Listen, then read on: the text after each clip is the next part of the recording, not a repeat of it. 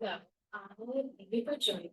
So, talk louder. Okay. So thank you for joining me. And for anyone viewing remotely, thank you for being here as well. Um, I want to first start by telling a little story about how I ended up here today. So last night when I was looking through the program, preparing for the event to do the Caravel booth, I noticed that one of the other presenters who was originally going to present in this time slot was no longer in the time slot, and Michelle was doing a presentation. So I reached out to her and I said, hey, I know you have a lot going on tomorrow. If you need somebody to step in and do the presentation, I'm happy to do a presentation about ABA. And she took me up on the offer. So I may not have the prettiest slides in the world because this was a one day notice, but I'm hoping to have a really good, really interactive conversation and talk through some info about ABA, but also what you guys can take home and utilize today as parents and caregivers, or if anybody watching is a practitioner, how you can support any families that you're working with. So my name is Stephanie Trowbridge. I'm the clinic director at Caravel Autism Health in our Rochester location, and I'm also a board certified behavior analyst. So for our agenda today, we're going to answer a couple of questions as we go. The first being, what is ABA? What does it look like? And going into why is ABA recommended? How does ABA work? And then how can ABA help me and my family? And please, if there's any questions, thoughts, anything, please feel free to step in. Like I said, this is a kind of impromptu presentation, so I'm happy for this to be as interactive as possible. So ABA stands for Applied Behavior Analysis. And very broadly speaking, ABA is the science of learning and behavior. And in ABA, we're focused on behaviors that are observable and measurable. So things that we can perceive, see, smell, touch, things like that. And take data on is the other big piece in ABA. So we're looking to be able to observe and measure our behaviors. And most specifically, we are interested in developing individualized procedures to help produce socially significant changes in behavior. And socially significant just means that the behaviors we're targeting are important to the person's day-to-day functioning. So I had a family I was working with many years ago, and the child used to like to watch these silly videos online. And the mom one day said, can't you just get him to stop liking those videos? And I was like, no, that's not really socially significant. That's not what I'm here for. And talking about, what our real purpose is for being there. And then my next question is, what does ABA look like? What does good ABA look like? So the first thing is it should be really fun. So the session should be fun, dynamic, engaging. You should see smiles from kids, and a lot of it is very play-based. So it should look fun and kids should be having fun. Preferred activities and relationship building activities are interspersed with learning opportunities as well. And learning can take place at a table, kind of working on some table time tasks, but also being incorporated into play as well. And the other piece is ABA is really data driven. So we make recommendations for how many treatment hours children need based on their needs in their diagnostic evaluations. Parent input should be actively sought out by the treatment team as well. And there is a lot of data being collected. And now moving into why ABA is recommended for children with autism. So ABA is one of the few scientifically proven methods for helping kids with autism catch up with their peers developmentally. So that's something that when, we at Caravel, when we first start working with kids and we start doing our skills assessments to see where they are, we are, number one, kind of comparing their own performance over time to see how they're developing from day 1 to day 30, 60, 90, 365, and so on. But we're also able to, when we do those assessments, compare their results to what a typical child of their age should be doing as well, so that we know how to, what skills to hone in on to help them catch up developmentally. Additionally, there are thousands of scientific papers demonstrating how effective ABA is. The first applied study was actually conducted in 1949. So that's about 75 years of research into how effective ABA is and our methods and the technologies we use. And our science has evolved over time as well to best serve the individual. And this is something I'm going to get into on the next slide as well.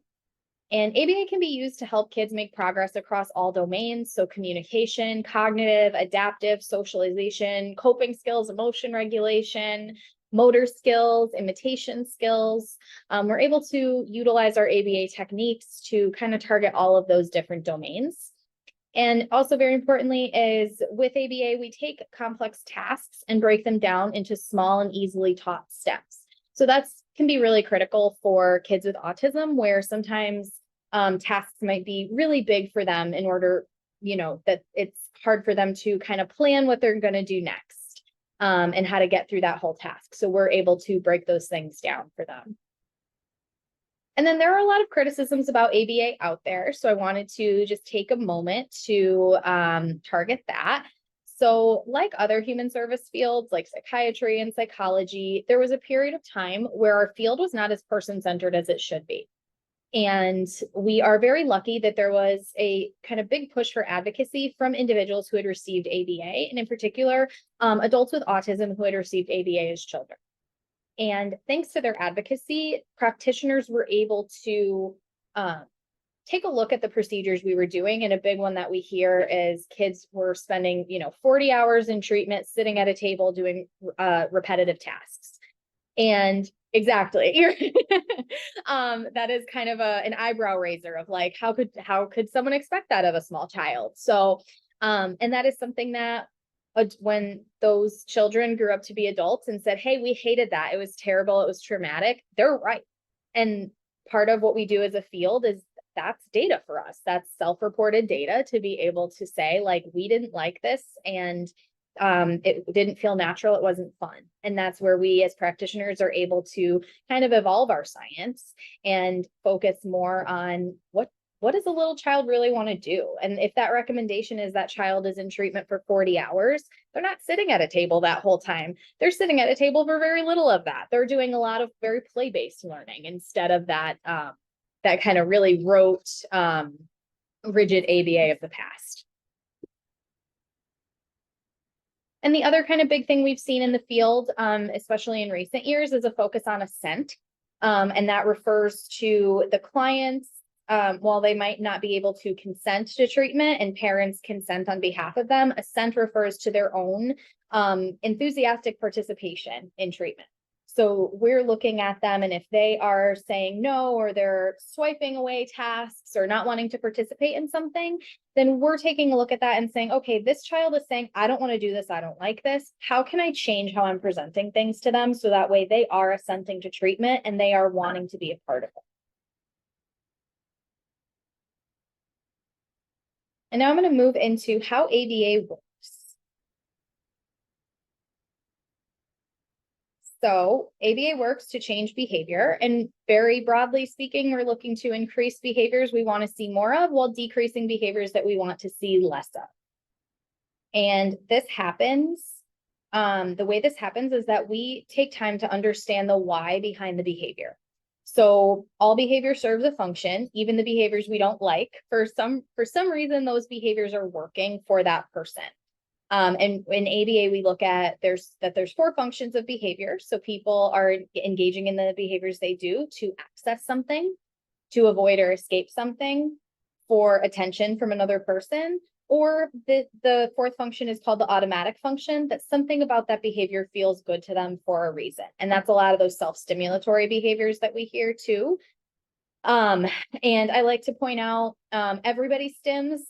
We all click our pen, crack our knuckles, twirl our hair, things like that, play with jewelry if we wear jewelry. So that is something that we all engage in, those type of behaviors. It's not specific to like the self-stimulatory behaviors of autism. And then looking more at that why, so we look at events that occur before and after the behavior happens to understand why it's happening. So the events that occur before a behavior are called antecedents, and the events that occur after are called consequences. So it's not enough to just look at the behavior. So if I'm going to make up a scenario, but if we have a child who threw their grapes, mom gave them grapes as a snack and they threw them. So it doesn't the behavior itself isn't what we're looking at. We're really looking at those environmental factors of what happened before and what happened after. Because it's two totally different scenarios. If mom gave grapes, but the child wanted apples and maybe had been pointing at apples, and mom said, no, we're going to have grapes first, and then they threw them, that looks more like a function of access, that I wanted to access those apples and I'm trying to escape these grapes. Versus it's a little bit different if the child threw grapes because maybe mom has been on the phone for 45 minutes. And that child is like, I'm sitting here with these grapes. I want attention from my mom. I know how I'm going to get it. I'm going to throw these. So it looks different, like, and that behavior could function differently. It's less about what the behavior looks like and more about how that child's interacting with their environment and what they're getting out of engaging in that behavior. And I pulled this lovely little graphic, but our antecedents lead into our behaviors, and then the consequences have to happen after. And those consequences either tell us, hey, this behavior worked for me, I'm going to keep doing it, or geez, this behavior did not work for me, I'm not going to do this anymore. Does anyone have any examples or things that are jumping out of maybe the situation with your child or even with yourself of kind of how that environment works with you or with your child to help you understand what behaviors work and don't? My child's a jumper. He loves to, my child, but he loves to, go on the countertops or dangerous places. And he loves to jump. Yeah. But now the whole concept of antecedents is making me think I would like to kind of monitor to see what he does before that. He does it out of boredom. Because I'm always at the consequences phase by the time he catches me jumping from a dangerous spot, and I'm like raising my voice. Yeah. So. Yeah. That's a really good example. For a lot of us, the consequence of getting a paycheck is what maintains us going to work every day. There's also lots of other consequences, of course, of going to work, that maybe we like our jobs, we get that satisfaction. But for a lot of people, that is like you go to work because you get your paycheck, or you're trying to avoid not being able to pay your bills. There's a lot of that there. Okay. And then I want to spend our most time here. So how can ABA help me and my family? So I know that there are a lot of families, especially in this area, that are on long wait lists. And they maybe have had to wait 12 months to have a diagnostic evaluation. And then the evaluator says, go get ABA. And then they say, okay, great, I'm going to go get ABA. And then they end up waiting an additional 12 months to get ABA, just because of provider shortages and things like that. So I want this presentation to be really useful, which is why I didn't spend a ton of time into like the history of ABA and the nitty gritty of it, and more what can parents take away today that is going to be helpful for not just for their children, but also for themselves. Because as parents, we put ourselves last most often. And that's something that, I want everybody here to be able to take something away to maybe enhance something about their life and their own kind of self-care and self-prioritization as well. So I'm going to start by walking us through, and I'm going to follow the ABC as well, but I'm going to start with some antecedent strategies. So these are ideas to proactively support positive behavior change. And that key right here is proactive. So what are changes we could make before the behavior occurs to support that person engaging in the desired behavior and not engaging in the undesired? So the first one I'm going to talk about is called environmental arrangement, and it is exactly what it sounds like. So we are looking at different ways to modify and arrange the environment to support positive behavior change. So some modifications will make maladaptive behaviors less likely to occur, while others will make adaptive behaviors more likely to occur. And looking at this lens for kids, so sometimes this could be physical modifications to a space. So we've had kids at our center that like to flip lights, and it typically is pretty attention maintained because then you have to go over and flip the light the other direction. So we got light switch covers. So then that makes that behavior less likely or even impossible to occur. Parents will put child locks on windows if there's a little one that maybe likes to try to get out the window. That's another thing that we can do. We can also move materials so that certain things are easier to access. So if we're trying to increase flossing, keeping the floss right up next to the toothpaste so that when you brush your teeth, the floss is right there. I did some environmental arrangement with a family that I worked with many years ago, where we were looking to increase their child's independence in day-to-day tasks. So we were trying to find little ways for this child to have more opportunities to kind of mediate his own evening. And I had brought up, what if he is able to set the table before dinner and then clean up his spot after dinner? And the parents were like, but our dishes are in a high cabinet and he's so short, he can't reach. So we got a little drying rack to keep on their counter, and they would keep a couple of his like dishes, cups, spoons, like his little kid utensils in there. And then he could reach them. So then we were able to say, hey, buddy, go set the table. And then he would go over and grab his plate, his spoon, his cup, and everything that he needed, and a napkin. And same thing, like, to pick or to clean up his spot afterwards. He had a spot to put them that he can reach as well. And sometimes we move materials to make things harder to access. So I like this story of a family I worked with where one child would like to open the window and go out the window, and parents would, of course, naturally have a bigger reaction to that of like, don't go, or, trying to prevent that from happening. And our sibling thought that was hilarious. So little sibling would then open the window, grab the child, and like tell that child to leave. Sibling chaos. So parents did that first step. They did the physical modification of putting child locks on the window. And those worked for a little while until a younger sibling figured out how those child locks worked. So then this younger sibling would get a little like smirk knowing that he was breaking the rules. And he figured out how to work the child locks. And then he would climb up on the couch, open the lock, open the window, and try to get his brother to leave the house through the window and create chaos. And parents were, what do we do next? And we talked through, like, do you guys want to try different child locks? Are there ways to do these things? And they were like, he's just going to learn the other child locks. And I said, what if we rearrange your living room? Because he's climbing onto the back of the couch to reach the locks. What if we move your couch? And we did some environmental arrangement of rearranging their living room and freshening up their space. But it ended up increasing safety for their children. And for adults, there's a lot of ways that we can utilize ABA and in particular environmental arrangement for ourselves. So keeping certain things that we want to utilize in plain sight, if it's in your sight, it's in your mind. So is there anything jumping out at any of you of like, gee, I'd really like to do this more, but I have this barrier to it. Like, here's how I can arrange my environment to do that better. Any thoughts jumping out at anyone? Keep the vacuum in the room right there in the kitchen. Yeah. That's a good one. I have keeping a notepad on the counter, or I have a little magnetic one that is on my fridge because I hate running out of things in my house. And it's really easy to, oh my gosh, oh my goodness, we're out of black pepper. I have to get that, and then totally forget about it. So I have this little notepad so that when we're out of things, I can just write it there. And then I don't have to keep that thought in my mind until I next go to the grocery store.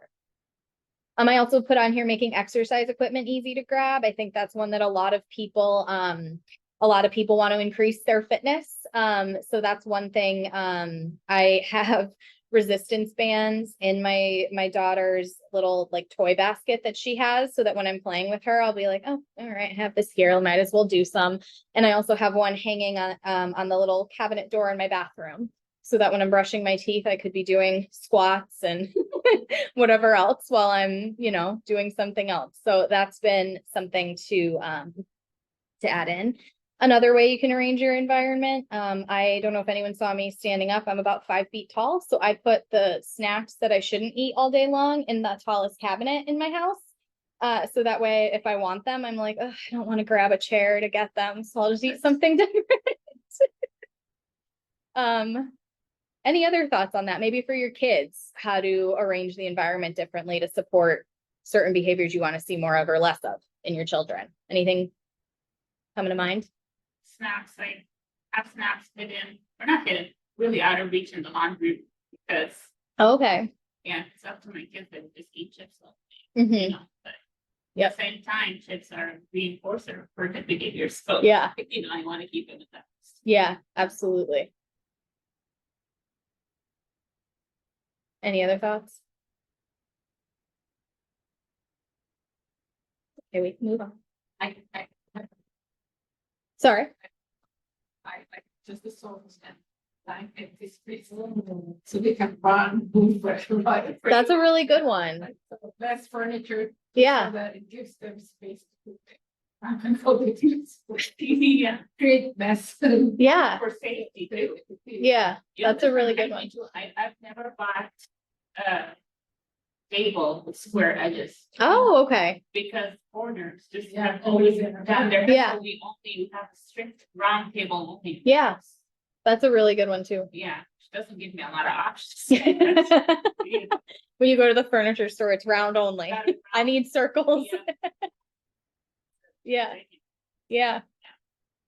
These are all good ones.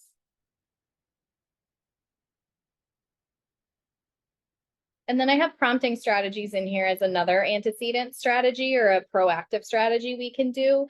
And prompts are just cues to engage in desired behaviors. So we can have visual supports, verbal reminders, things like that. So for kids, I've utilized these in terms of having maybe like a visual schedule for a child where we have, and I was working with a family who wanted their child to have more of a night routine or an evening routine. So we created a bigger one for the wall so that it was available on the wall, but then also a smaller one so that mom can keep it with her or even fit it in a purse. So if she had to, you know, create expectations for the child of like, okay, we're going to the store and then we're going to go home and then we're going to go here.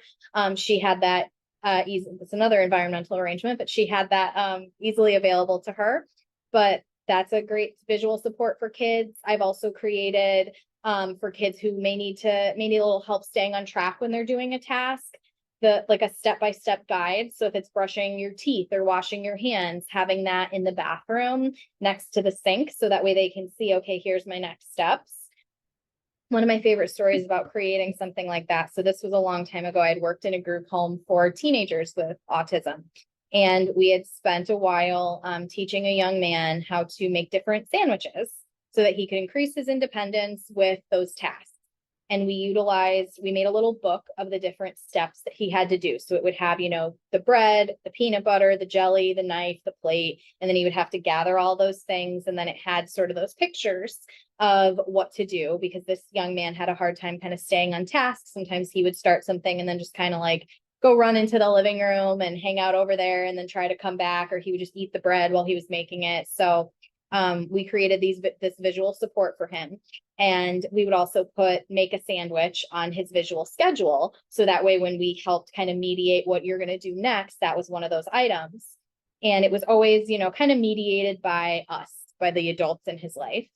And one day he must have just been hungry and he got up and went over to where the books were and grabbed the book and went into the kitchen. And we were all standing there like, nobody moved, nobody say anything. Like we were all just watching, and he got all his materials, made his sandwich independently, sat down to eat it. And people were crying because it had taken us about a year to teach that skill. And we were crying and excited and hugging him. And he was looking at us like, you guys are crazy. Please let me just eat my sandwich. But it was really cool to go from like, he didn't have that skill at all to being able to put those visual supports and that prompt in place for him so that he now was able to just make himself a snack when he was hungry, which is something that a lot of people take for granted as something that any of us can just do for a lot of the kids that we support, either as practitioners or as moms. It takes extra sometimes to get there. And then prompting strategies for adults. So setting reminders in your phone, having a calendar, hanging up somewhere in your house, leaving out a sticky note. I have different reminders in my phone that pop up. Sometimes I ignore them, but that is a strategy I use. Having your spouse or partner remind you to do something too can be a good one. Any prompting strategies you all have used proactively with your kids or with yourselves, or things that maybe be churning in your mind right now of you could use this next?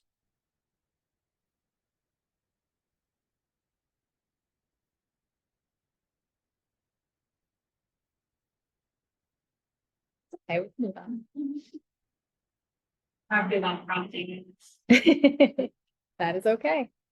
And then, so now I'm going to talk about the B in our ABC, our behavior strategies. And in particular, I want to look at what are we replacing undesirable behaviors with. So as a reminder, all behaviors serve a function, even the ones we don't like. We all engage in the behaviors we do because they meet our needs in some way and they work for us. And we have 4 functions of behavior. I know they're up there, but we have access, avoidance, attention, and automatic. So, sorry. Yeah, absolutely. So the 4 functions are access, avoidance, attention, and automatic. So access is we're trying to get something. Avoidance is we're trying to get away from something. Attention is exactly what it sounds like. We want attention or that social interaction piece. And automatic is it's something that just feels good to us for some reason. So things like cracking. I mean, I've been playing with my little hair tie up here. So little things like that, that just serve kind of a self-purpose. So for our kids, when we're identifying replacement behaviors, so part of it is trying to understand the why behind the behavior, and then finding a different and more adaptive behavior that's going to meet that same need. So if we can go back to the grape example, but if the behavior we're looking at is the child swipes their grapes off the table, trying to figure out why they're doing that, because the way we would intervene there is going to look different depending on what that why is. So if it's attention, let's say, and they swipe their grapes because mom has been on the phone for a while and they want mom's attention and they do this and make a mess. So then mom goes, oh, I have to clean this up. And now they have mom's attention. What would our replacement be there in that situation? The verbal demand, if they are verbal. Yeah. Yeah, absolutely. So having them, if they're able to use vocal language, say, ask for attention, say, hey, mom, can you talk to me or look at me? We teach kids lots of different phrases. For kids who might not have vocal language, it might be getting up and tapping mom on the shoulder. Or if they're using a communication device, having a button in there that says, look at me or mom or whatever it is. So that way mom knows I need, my child's looking for attention in that moment. If they're swiping the grapes because, they were pointing at the apples and mom gave them grapes instead, because maybe she was saving the apples for something else and then they swiped them. What can a replacement behavior be there? Mm-hmm. But I have a question on that. Yeah. So my son is a four, Mm-hmm. but I noticed that this, so he drinks out of a sippy cup because he's messy. Yeah. So when he drinks, he doesn't put it on the table. He's done, just, if he eats something, it's done, he's over it. Just throws it and he moves on. The concept of sitting, and struggling with that because it's not like he says, I'm done. I have to throw it away. And then I have the chance to redirect him. Yeah. Take a look at it once I've heard the juice or I've seen the smell or seen, you know what I'm saying? So how do I just watch him like a hawk until he's, and then hand over hand, or like what would you do? So there's a lot of different things you can do there. You can, to replace the, just, I'm done, I'm going to just throw this wherever. You can work on reinforcing that particular behavior that if and you wouldn't have to necessarily watch him like a hawk 100% of the time, but if you know that he's had his juice for a little while, he's probably going to be done, then using that moment to try to pay as much attention as possible. So then hey, put it here. And then when he puts it there, great job. And then he gets some kind of reinforcement that he really likes. Sure. So that's one way that you can do it. Yeah. You can also have, if, he's using PECs or a communication device or something, have an I'm done. not area. Yeah. It was Yeah. make life easier. Yeah, but with that one too, that's much more effortful. Yeah. So we're looking, because right now just dropping it is super easy. Drop it Yep. faster. Yeah. So it's just super easy to just, I'm done, I'm dropping it, versus like, okay, I'm done. Let me go get my picture and find somebody and tell them I'm done. So we're looking for probably replace it with something that's equally as easy. So just, yep, putting it down. Yeah. And I highlighted here communication, because a lot of times what we see with those maladaptive behaviors is it's an attempt to communicate something, but not a super functional attempt, or a super adaptive attempt, I should say. So sometimes our kids who have learning differences learn these different ways to communicate their needs that aren't super adaptive and don't support their growth and development. So a lot of time what we are looking at is, what are they trying to tell us with this behavior, and how can we replace it with either emerging vocal language or a communication device or tapping on the shoulder, whatever it might be. So that way, I mean, even gesturing and pointing is an early way for some of our kids who might not have those strong verbal skills too. And then for adults, I put some of these in here. Some of them are that I've done as my own personal replacement behaviors, but instead of doom scrolling on our phones, which is something that I think a lot of us do, where we just kind of scroll mindlessly, trying to replace it with something a little bit more functional. So for actually both my husband and I, we started using a language learning app, and we're, about 40 days into learning Spanish. But that was something that, to kind of reduce the more like mindless time of like, what's something that's more functional that we can do with that. So that's one that I thought was kind of fun. Something there so that once you learn it, you get to go on a trip or. Oh, we actually don't have an incentive. I know. That's what, yeah. I'm gonna text him right after this and say, once we're done with our Duolingo, we're going to Spain. Yeah. Yeah. Replacing like complaining and venting with gratitude. So, I mean, it's super healthy to vent, and that's absolutely something that everybody should be able to do. But kind of, it's easy to get stuck in that space a little bit, that kind of like trying to replace some of that with gratitude can be healthier for our mental health. And then an easy one, instead of buying junk food, buying healthier alternatives. That's another like replacement behavior. Anything jumping out in terms of what you could do for your kids? That's true. So you're punished if you buy the fruits and vegetables. Anything jumping out as things that you could try to replace for your kids or even for yourself? They're harder to get them to replace things, especially with autism. Mhm. They're stuck with their way. Yes. That's we try to replace behaviors. Mm-hmm. It's not easy. Yeah. Yeah, it can definitely be tricky. And that's why I point out, like, trying to look at what are they getting out of this behavior. And because it can be easy to just say like, and I'm like, oh, my child kicks me, or they, whatever it might be, or they throw these big tantrums. What are they throwing them for? What are they getting out of it? Which can help kind of take us from that getting stuck into what the behavior is versus what are they looking to get, and how can I help them get that a different way? Because right now they're taking this path there of, whatever, if it's aggression or tantrums or whatever it is, they're taking this path that's not fun. It's not supporting their growth or development, and it could even be unsafe. That trying to get them on a little bit of a different path into a more adaptive behavior. And then I want to talk through some consequence strategies. So this is our C. We've already been through our A's and our B's. So now we're looking at our C. So different consequence strategies, and these are our reactive strategies. So the behavior has occurred and now we're reacting to, and how we're going to support behavior change at this. And realistically, or really, we're talking about reinforcement here. So two different pieces I want to look at are, what does the person really like to do? And then actually delivering the reinforcement. That's true. So what does the person like? So what we do in ABA is called a preference assessment, where we try to understand what somebody likes and not just what they like, but maybe if they like these 10 things, what do they like the most? What do they like kind of in the middle? What's like their least favorite of those things?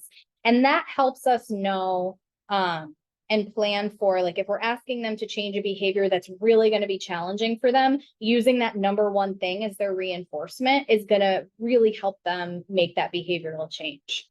So there are lots of ways to do preference assessments, and I left off the more like complex ones that I would never have parents ever do because they're just annoying and involve a lot of steps. But there are lots of ways that we can determine what people like. So the first being asking the person or asking other people that are, you know, part of their life, or asking other caregivers. So what do they like to play with? What do they like to do? And see, and getting that feedback directly. We can also just observe them interacting with their environment. So having them sort of have just an open environment to play with a lot of different things, and taking notice of, okay, they played with the Legos for 10 minutes. They must really like the Legos. And then they played with the just regular blocks for 30 seconds. And they didn't even play with the cars and trucks. And that can help us understand what they're going to gravitate to naturally. For some kids, though, that a lot of stimuli can be really overwhelming. So we can do a single stimulus preference assessment where you present items one at a time to them and then take note of what they do. So if you present a stuffed animal and they just kind of swipe it away, they're probably not that interested in it. But then if you give them cars and trucks and they're playing with the cars and trucks for, 5 minutes, okay, we like these cars and trucks. And that can help identify that.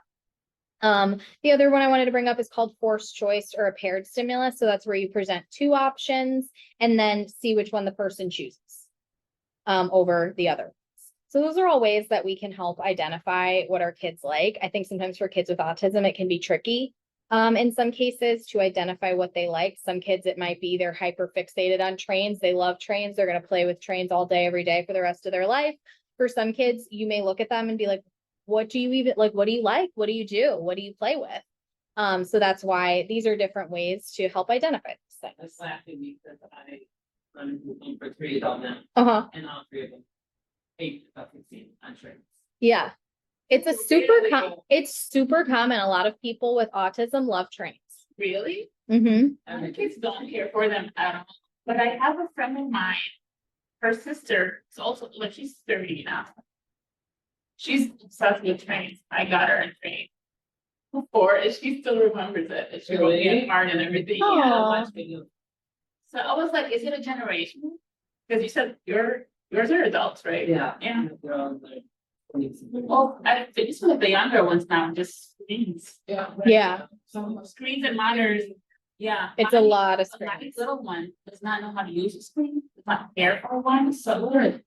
I thought that was good, but then he was diagnosed with autism. I want to know what he likes, I'm having a hard time finding a reinforcer because he doesn't know how to, before he was diagnosed, because we have the type of autism where he was doing great and then he regressed.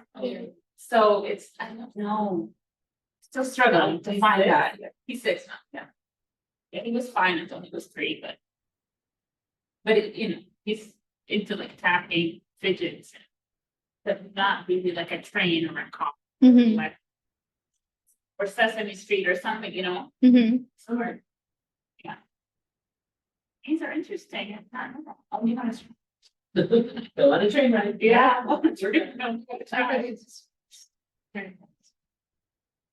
And both of them, that, it's so pretty too, Yeah. especially for fun.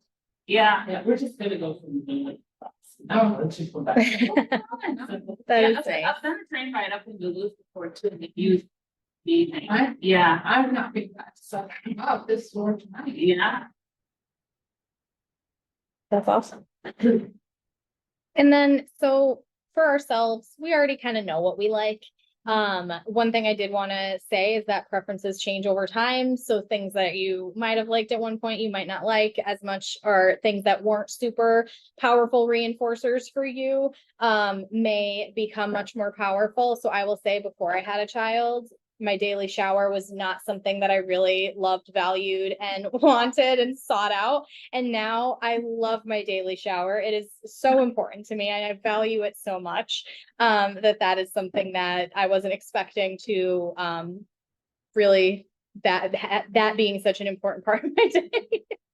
But I wanted to flag here to think about your partner here, and for them to think about you, but how do they like to be recognized? Because often, Love language. yeah, exactly. Kind of that idea of love languages. So is it words of affirmation? Do they just like that kind of social recognition? Do they want quality time or maybe like gifts, flowers, whatever that may be, or honestly, alone time? That sometimes that can be really powerful, especially when you're in parent mode all the time, that sometimes they may just want 30 minutes to just do their own thing and kind of engage in their own hobby. And that's, that's very much my husband's kind of reinforcer is like, I got through everything that I wanted to do. Now I'm going to go kind of do my own thing for a little bit. And being aware of those things. Because I mean, parenting in general is difficult and you often don't get a lot of those like that recognition when you're in the thick of it and in the weeds of it. That's something that I point out to my families a lot too, where they're dealing with difficult things is, having that check-in with their partner of, how are they doing? What are they liking? What would they like from you? And sometimes just asking can be super meaningful too. And then for delivering the reinforcement, so I kind of structure this for both kids and adults in the same way of you can kind of do it impromptu and sort of catch them being good is a phrase that gets used a lot. So if you see your child just kind of impromptu engaging in behaviors that are supportive of their growth and development and are adaptive and those things, providing that reinforcement for them in that moment of, hey, you're doing a really good job. I'm going to have, you can have an extra couple minutes on your Xbox today or whatever it may be. There are also structured ways to do this. A lot of families like sticker charts. You can have like a token board system where they can earn tokens for engaging in certain tasks. Sometimes families will have little prize boxes. That's something that I worked on with a family where their child was more in the phase of that catch them being good type of thing, where the child sort of knew the behaviors to engage in that were better, but it was much more fun to engage in these behaviors that got a lot of big reaction out of mom in particular. So working with them, with the family on like, have that little prize box with those little kind of trinkety things that kids love. And when you see your child engaging in those behaviors you want to see more of, saying, hey, why don't you get a little prize? You can have a little prize for that. I love how you did that. So that way they're getting that attention. And the child also loved little trinkety things like that. So they're getting that attention and that positive reinforcement frequently, as opposed to, I'm just going to do something wild so that mom and dad freak out. And then for adults, so I wouldn't put your partner or spouse on a token system. I don't think they would like that. But you can also kind of catch your partner being good. So little peek into my personal life. My husband is terrible at taking our boxes when we have boxes down to the recycling, and it drives me crazy. And that is like our big thing is he'll let boxes pile up. And I'm like, if there's one box, it has to go. So whenever he kind of gets those boxes out of there that same day, then that's something that I'll point out of like, thank you so much for doing that. I really appreciate it. And he's also has a big sweet tooth. So that's, we'll make brownies that night or something. Just as a little way to say thank you. And you can also create a system to do things together. So that way, if there's something that you guys like to do together, and maybe there's a couple chores that each of you don't like to do but have to do, kind of splitting that labor and saying, if you do your things and I do my things, then we'll get to watch an episode of our favorite show tonight. And I also want to point out reinforcing yourselves. I think so in this room, I have 3 wonderful moms. But I think it's parenting in general, but especially as moms, our reinforcement comes last. So making sure, and there are ways that you can, do this to sort of track what you're doing. I had a cleaning app that I was using of different like cleaning tasks. And if I got them all done, I was like, yeah, I'm going to do a little something for myself. Same thing, you can do I've made checklists for myself to do those tasks as well, but being sure to prioritize your own kind of self reinforcement and giving that to yourself. And maybe it's, I'm going to wake up 10 minutes earlier and make a latte and drink it in silence and have my little quiet time to myself, or it could be reading a chapter of a book or whatever it is. But seeking out those moments for yourself to give yourself that credit and that self-love, because what you do is hard. Yep. Anything jumping out here in terms of delivering reinforcement to our kids or adults or ourselves?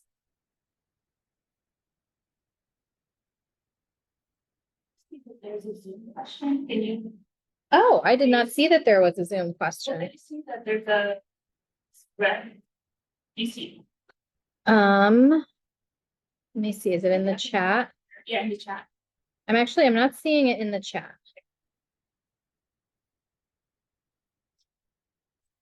And I apologize, I'm horrible host here. No, I appreciate you pointing that out.